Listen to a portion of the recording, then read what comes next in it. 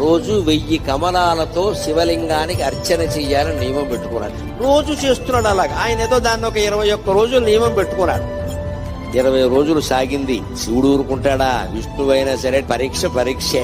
చివరి రోజు పరీక్ష పెట్టకుండా సర్టిఫికెట్ యూనివర్సిటీ వాళ్ళు కూడా ఇవ్వరు కదా, దేవుడేలా ఇస్తాడంటే. 21వ రోజు ఇంకా పూజ ముగుస్తుంది కదా అని విష్ణుమూర్తి సంబరంగా ఉన్నట్ట.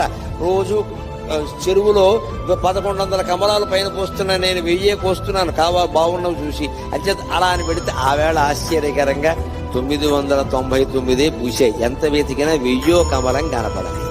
ఏమిటిది?